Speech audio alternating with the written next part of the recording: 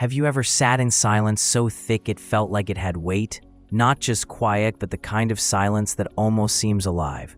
Heavy, smothering, pressing down on your chest. That's where I've been. I've cried out, begged, whispered in desperation, even shouted in frustration. But no matter what I do, no matter how hard I try, God doesn't answer. For all my effort, for every tear and every ounce of energy I've poured into this search, I've been met with nothing. So now I'm standing at a crossroad I didn't expect. If God won't speak, how do I move on? What's next? I haven't gone about this half-heartedly. I've thrown myself into this search. I've prayed until words ran out. I've stayed awake at night staring at the ceiling, hoping maybe something, anything would break through.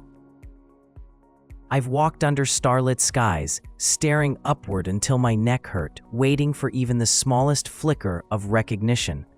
I've read, I've listened, I've opened myself up. I've tried surrender, I've tried raw honesty, I've even tried letting go, and still nothing. It's like sending thousands of messages and never seeing the 3 little dots of a reply. Like pounding on a door until your fists ache and your voice is gone, and the door never moves, not even a crack. And the longer it goes on, the heavier it gets. At first, I convinced myself maybe it was a test. Maybe God was waiting to see how persistent I'd be, how faithful I could remain. Maybe if I just held out longer than the average person, the silence would break. But after a while, persistence turned into anger, because if God is real, why ignore me? Why plant this hunger in my heart and then refuse to feed it? Why bless others with connection while I'm left with nothing but my own echo? It doesn't feel like a lesson. It feels like rejection, and that hurts. That's when bitterness creeps in. And bitterness is a thief. It tells me, see, you're wasting your time. You're forgotten. You're unworthy. Others get God's attention. You don't. You're not special. You're not loved. It's a cruel voice, but it's persuasive. Because after years of silence, bitterness starts to sound reasonable. It tells me to stop hoping, stop asking, stop caring. It tells me to build a wall around my disappointment and live inside it. And honestly, sometimes that feels easier. But I know if I stay there, I'll lose myself. Because bitterness doesn't protect me, it shrinks me. It makes my world smaller. It turns my heart hard. And I don't want that. I don't want my life to become nothing but a monument to disappointment. Here's the part I can't escape. Even though God hasn't spoken to me, I still look around at this world and can't deny that something, some amazing power, put this all together. How else do you explain the delicate balance of this planet? The way we orbit, the way the air we breathe clings to us like an invisible shield, the way life explodes in color and sound and movement everywhere we look. How else do you explain people, billions of us, each one unique, carrying stories that will never be repeated again? Or the way music breaks through language and reason and speaks straight to the soul? The way a child's laughter feels like something holy. The way love can pull 2 strangers into each other's orbit as if by gravity. I can't look at all of this and say it's meaningless. I can't, because for me, it's not meaningless, not in the slightest. And so I'm stuck in this paradox. I can't hear God, but I can't deny Him either. This is where I live now, between longing and silence, between the ache of wanting connection and the raw truth that none has come. And the silence doesn't erase the longing. It sharpens it. It makes me want God even more. That's the cruelest part. I see others talk about hearing His voice, feeling His presence, receiving guidance. They talk about it like it's normal, like it's as natural as breathing. And I stand there, feeling like an outsider, asking myself, why not me? It's one thing to be ignored by people, but to feel ignored by the Creator of the universe? That cuts deeper than anything else. So what do? I move forward, not because I've made peace with it, not because I figured it out, but because standing still will kill me faster than silence ever could. If I don't move forward, then the bitter silence wins. Then my whole life becomes about what I don't have instead of what I could still discover. So I keep walking, even if I don't know where the path leads. I keep searching, even if the answers never come. Because life is still happening, and I don't want to waste it by standing still. Life is overflowing with options. Every day is a crossroads. Every moment is a chance to turn, to learn, to risk, to try again. There are billions of possibilities in this world.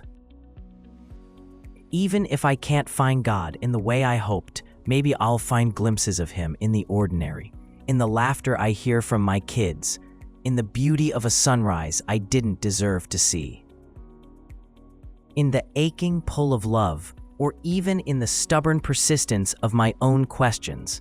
Maybe God is silent, but the world still whispers His fingerprints. Now, I don't want to just excuse everything by saying, "Oh, it's all God's design." That feels lazy. It feels dishonest. It feels like slapping a label on a mystery just to calm myself down. But I also can't ignore that this restless search is shaping me. For better or worse, it's doing something in me. It's forcing me to face my anger, to wrestle with my bitterness, to decide what kind of person I'm going to be if the silence never ends. That's not an easy gift. It's not a gift I wanted, but maybe it's still a gift.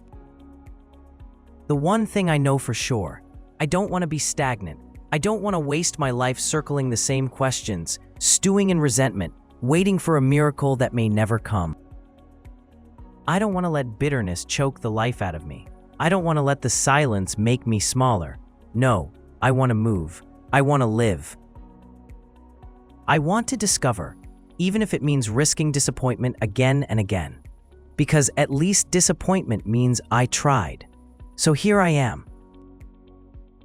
Still without answers, still without a voice breaking the silence, still searching, but also still moving, because I have a choice. To stay bitter or to step forward, to shut down or to keep risking the ache of hope. And today, I choose to step forward. I don't know where these steps will take me. I don't know if they'll lead me to the God I've been begging to find. But I'd rather walk into uncertainty than die standing still. And as strange as it sounds, I almost feel like I'm walking along with the silence now. Not as a friend, not exactly as an enemy either, but as a presence, a companion I never chose, but one that refuses to leave. It's become, in a way, a symbol of God, even though silence is the opposite of what I've begged Him for, and yet it's always here. Dependable, relentless, a part of my life that I can't escape.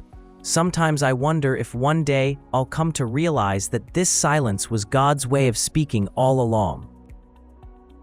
And if that's true, then in a half-joking way, I could say God never stopped talking to me. In fact, He just never shut up.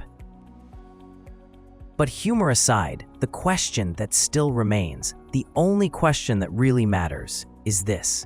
If God won't answer me, where does my life go from here? And could it still, somehow, some way, lead me closer to Him?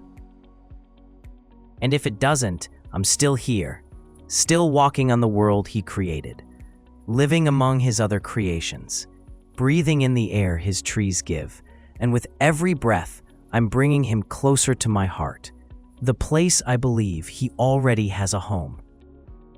Now it's time for an ending prayer. God, You know the ache of my heart, the silence that feels too loud, the questions that don't have answers. I've searched for You, longed for You, and yet I still sit in this quiet that never seems to break.